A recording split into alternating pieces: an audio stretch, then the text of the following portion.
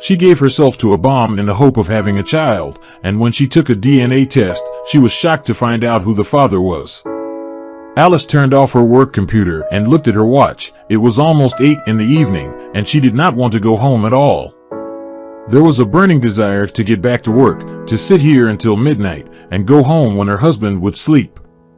But remembering that she had done this once before and then strongly regretted it, she got to sleep only about 3 o'clock in the morning. She had to wake up at 6 o'clock, and the next day she felt like a wreck, unable to get any work done. There was another option of not going home, to go to her parents' house for the night. But even there, the questions would begin. Why are you here? What happened? What did Alex do to you? No, those were questions she did not want to answer. In any case, then follow the moralizing from the wise and live together happily long parents who know this life better than their stupid and inexperienced daughter. Alice touched the photo frame next to the computer monitor. In the photo, she and her husband were looking at each other with smiles on their faces. It was the wedding day that seemed magical to Alice, the happiest and most promising day of her life. How many years had it been since that day? Only 5, and it feels like decades of life together with Alex behind her. There's also a slowly growing mountain of mutual misunderstanding, recriminations, arguments, examinations, and recriminations and arguments again.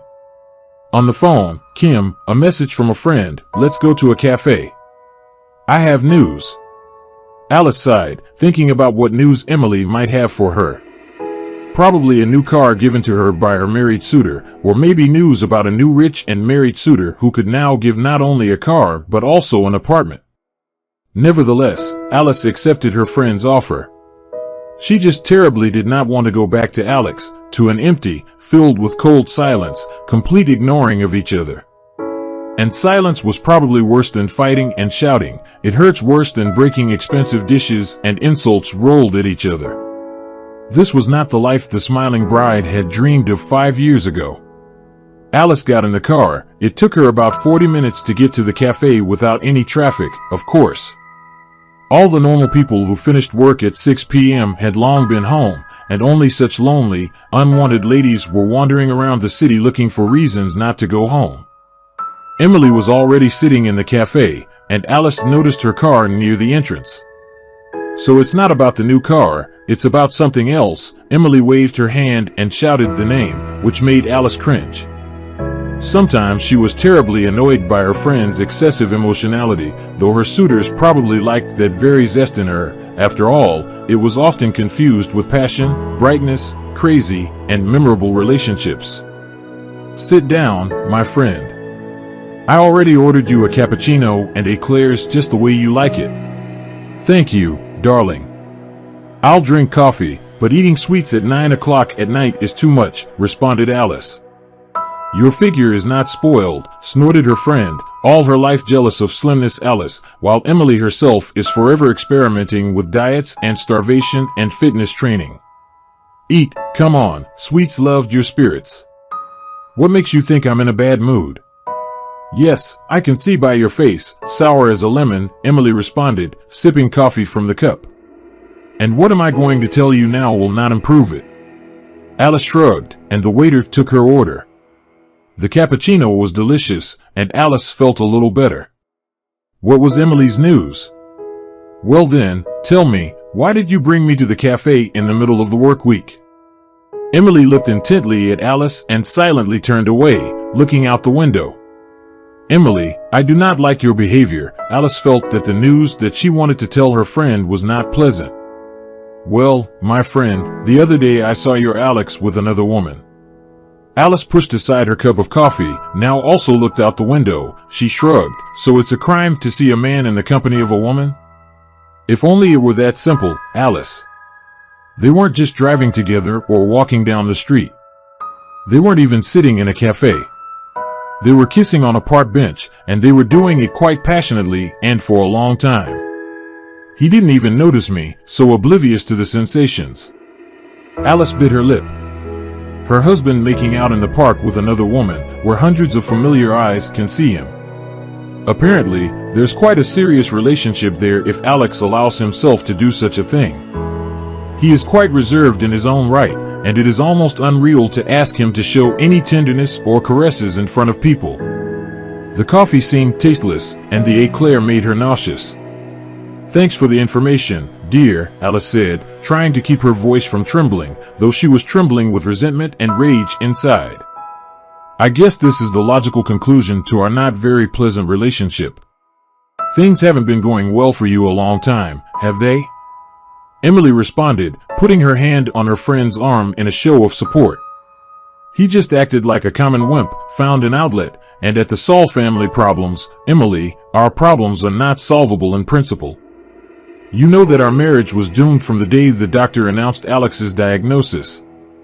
But many families don't have children," Emily stood up for Alex. "I'm not even sure I want to have kids." "That's your opinion, and I'm sure that I want children. You're obsessing over it, and you're obsessing over your man. That's why he's trying to somehow rehabilitate himself in the eyes of other women as a man." Emily's words sounded like an excuse for Alice's husband, caught by this same friend in an unambiguous situation.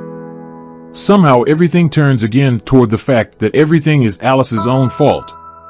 How tired she is of living with this perpetual sense that she is bad, and Alex is good. He who promised her a large family, proposing even though he already knew that he could not have children, and then had an affair on the side. He's the good one, Alice is the bad one. Stop making excuses for him. I'm tired of living with an angel in the flesh and being a creature in the eyes of others. And I hurt him, and I don't appreciate him. So, all negative, and he's just a perfect man. Alice got up from the table and picked up her purse. "Will you tell him?" Emily asked. "The confession? I don't know yet. I need to think. It takes me about 30 minutes to get home. During this time, I'll come to my senses and solve everything. I'll pay the bill, you can go." Emily was sympathetic to the words of her friend. The main thing is not to make hasty decisions, they usually turn out to be a mistake. Alice said nothing, nodded silently, and left the cafe. Behind the wheel, she lowered her head and thought. She felt no desire to cry. Probably, somewhere inside her, she even felt a sense of relief that everything had been solved like that. Weak, spineless Alex could not admit to her that he was having an affair on the side. After all, they'd been living in a state of war for a year now, which bored both of them, and he had such a chance to make things right with just one confession. Alice started the car and drove down the dark streets. She remembered how she had met Alex, how he'd courted her, how glad she was to have met a man who understood her. Half-heartedly, it had been more than 7 years since they had met then.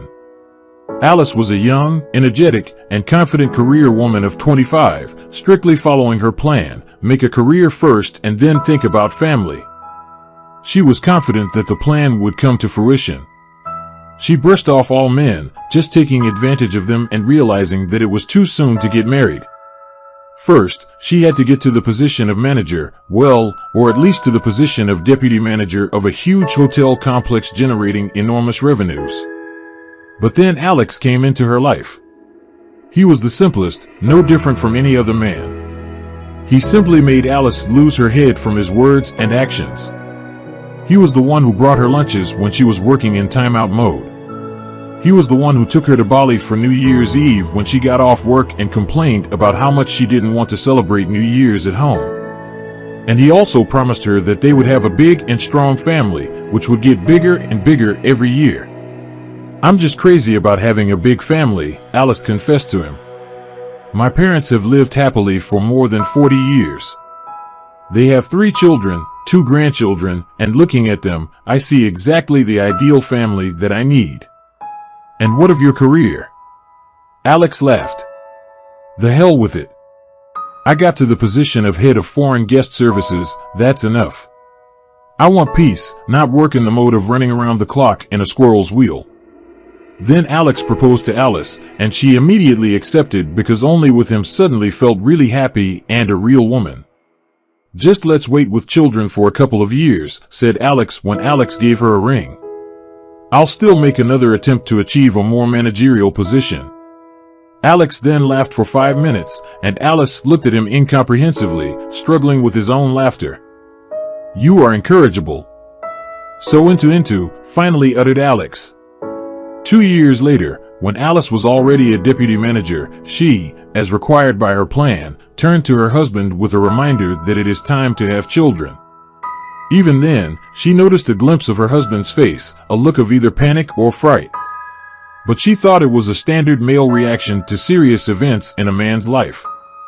Attempts to get pregnant lasted a year, after which Alice's doctor recommended that both spouses be examined. Alex objected, but Alice was unbreakable. "Either we get a checkup, or we stop trying and end up getting divorced."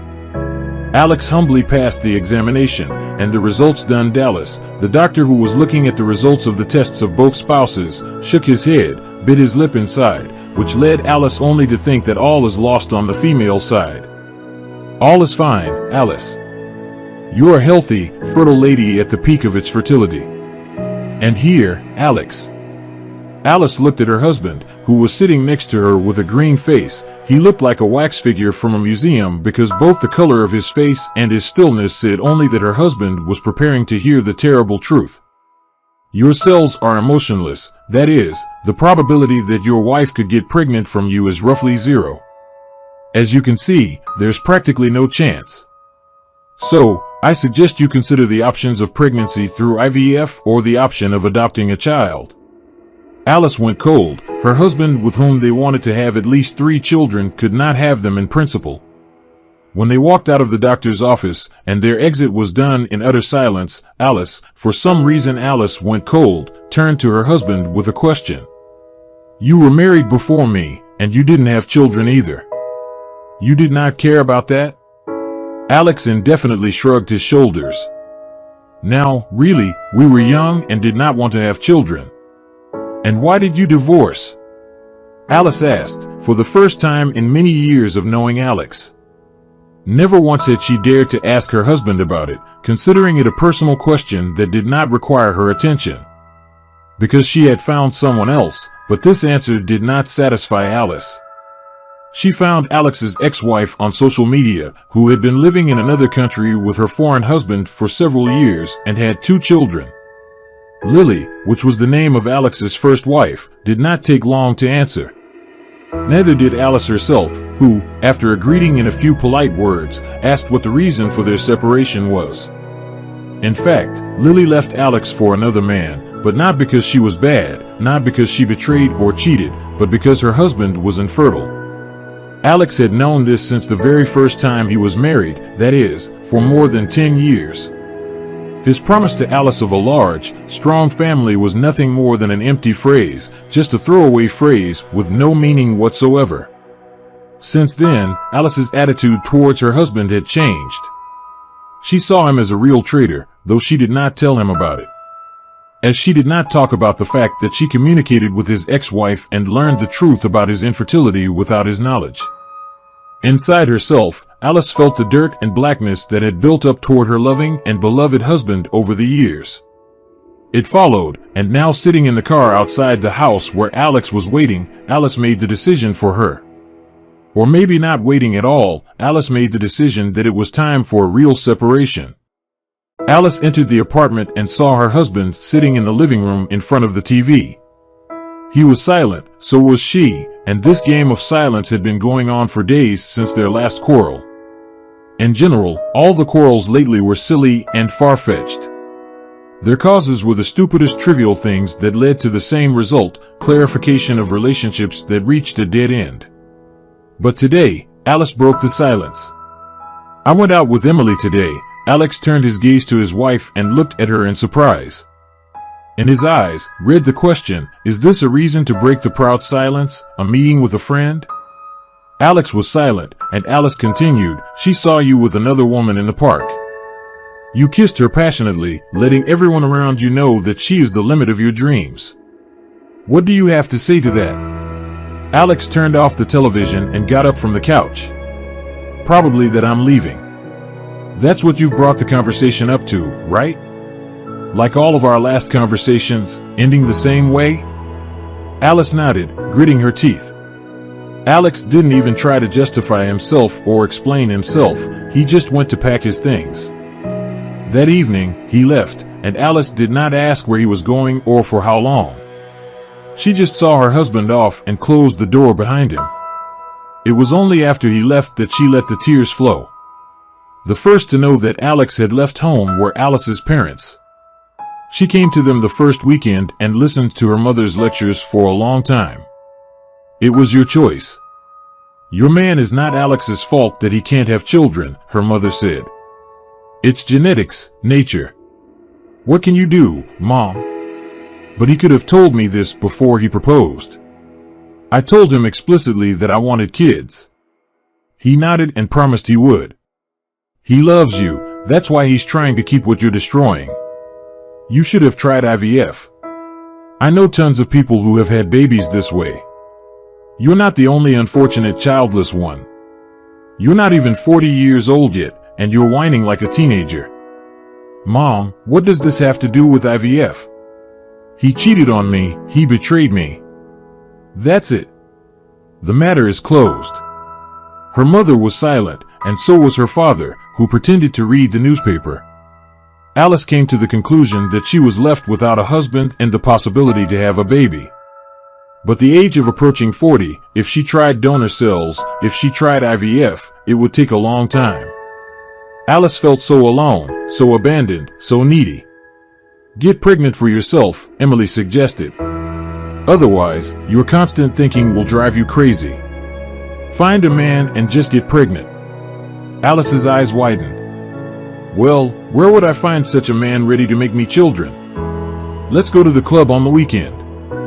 There are a lot of people who want a quick and non-committal connection. But it's dangerous to my health, Alice denied, though she had already made up her mind inside that she had to try.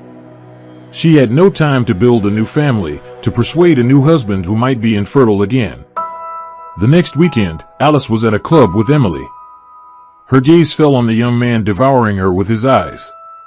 A couple of cocktails, then a dance, and a few hours later, the stranger was the next weekend at Alice's house. Waking up in the morning with a terrible headache, Alice turned her gaze to the young man lying next to her. What's your name? Alex asked, wrinkling her head with a nagging pain. Louis. Can I stay with you? The boy responded carefully. Alice looked at him. Yesterday in the nightclub, he seemed older, and now he looked no more than 20. What is it? Is this a hotel or something? Actually, how old are you? The guy, wearing underwear, continued to smile cheerfully. I'm 22, and you must be about 40. Alice threw a pillow at him. Get out of my house. The guy threw up his hands. I have nowhere to go. I don't have a home. My parents threw me out on the street a week ago, so I'm hanging around chicks' houses. Alice threw the second pillow at him. I'm not your chick, you miserable bum. You were so good yesterday, I thought you were normal. Louis fiddled his fingers at his temple.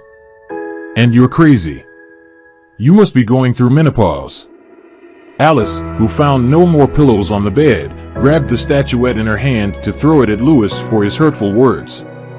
But he quickly skipped out of the room, and a couple of minutes later, the front door slammed. Alice felt broken. She grabbed her head, thinking about what a mistake she had made, grudging herself for such stupidity. She was angry and wanted to take her anger out on someone else, so she dialed Alex's number. When are you going to pick up the rest of your things? They're bothering me. Come on, I'm coming in a couple of days and take everything out. Let's do it tomorrow, otherwise, I'll pack it all up and throw it off the balcony myself, okay? Alex answered and hung up. Alice was angry at herself, realizing that she had violated not only her life plan but all the boundaries of decency. She was depressed at the thought that now she was sleeping with unknown men in an attempt to get pregnant, while Alex had arranged his life well. He arrived the next day, dry and businesslike. Alice felt a longing growing in her heart. She did not want him to leave. You live with your mistress? She asked. No, I live with my mother. It's strange she hasn't called me. She doesn't know that we broke up. I told her we had a fight. Oh, you're lying to your mother too, Alice said. Don't start. Enough. I'm tired of you. I'm tired of you yelling. I'm tired of you reproaching me. I'm just tired of you. Let me go in peace. Alice approached her husband. Do not even kiss me goodbye. And Alex kissed. Alex begged for a farewell night as well. In the morning, he left, taking his things. Alice was left alone in a half-empty apartment, and 2 weeks later, a pregnancy test showed 2 stripes. Looking at them, Alice, for some reason, had no feeling of joy or satisfaction. She was in a panic because she realized that she had achieved what she wanted. Did she want to get it this way? Who's the father? Asked Emily, who immediately came to Alice to see for herself the 2 stripes on the test. Some bum from the club. Why a bum? Bums don't go to clubs. Because he said his parents kicked him out, so he sleeps over at one girl's and another one's. Oh, it's Louis, the migratory bird.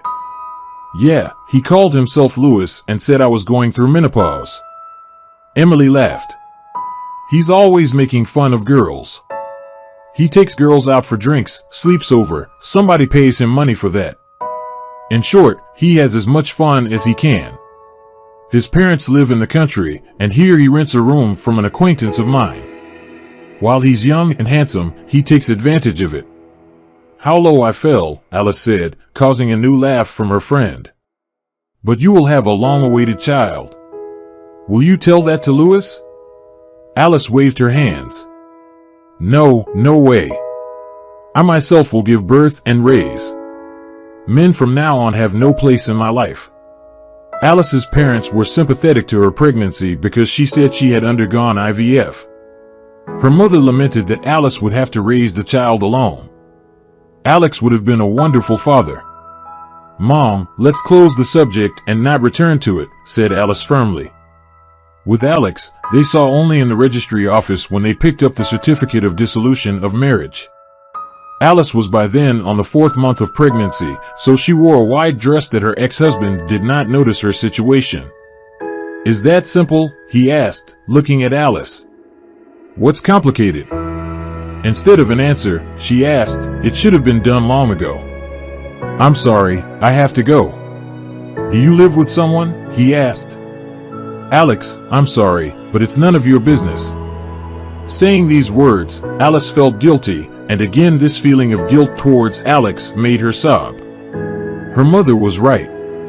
How good it would be if he could be the father of this baby. As time went on, the due date approached. Alice was shopping for clothes for her daughter-to-be. She had found out a couple of months before that she was going to have a girl, but she hesitated to start shopping, and now that time was running out, she rushed this door. Sweeping clothes and important things off the shelves on a list in the hustle and bustle of things, without noticing it, she bumped into Louis. He was walking through the mall with some lady, either his mother or another victim of an Alphonse. When he saw Alice, he frowned, and then the wrinkles on his forehead smoothed. He remembered the crazy 40-year-old lady on the verge of menopause who threw at him everything in sight, taking advantage of the fact that his companion had entered the store. He walked over to the nearby Alice, silently watching them. Hello, I see the menopause has not yet come, but the pregnancy has come. Alice wanted to hit the guy again, but she restrained herself. As you can see, aren't you afraid that the baby is yours? Alice said these words as if playing with the little boy and teasing him. Louis couldn't even think that Alice's daughter was his daughter too. No, I'm not afraid. I always use protection, and with older women too. You never know what kind of disease can catch. Alice paled lightly. Always? Always, of course, is my principle. Sorry, my madam is coming. Louis left with his lady. Alice was left standing there with the bags in her hands and not understanding how this could have happened. One of them took precautions, the other could not have children who had gotten her pregnant. Sharing the information with her friend, she got Emily's confident answer, call Alex and tell him everything. He must know the truth. Emily, even I do not know the truth. What can I tell him for sure? He has been living his own life for a long time, and he doesn't care about me. He lives with his mother and did not go to anyone." Emily answered. These words made Alice feel a special warmth inside. Alex found out about his ex-wife's pregnancy exactly 2 days before the baby was born. Alice gave birth to a healthy baby girl whom she named Mary. Her ex-husband, when he found out what happened during their divorce, didn't hesitate to agree to a DNA test. He visited Alice every day until the results came back and helped with the baby. He walked with him while Alice did chores or just slept. Alice needed these visits from Alex like air. And for some reason, she did not care at all what the test would show because she had already made up her mind that she was going to stay with Alex. But anyway, when she received the cherished paper with the result, Alice's hands trembled. She opened the result and did not immediately understand what it said. With a probability of 99.9%, "Alex, I don't understand very well. What does it say?" "It says I'm the father of the child, but how could this happen?" Shocked, Alice asked the doctor said a 100 chance that you are infertile. As you can see, even the tests are sinful. Even the doctor's words have laws, and you and I are not a perfect husband and wife. And I'm sure we can just be as imperfect parents to Mary.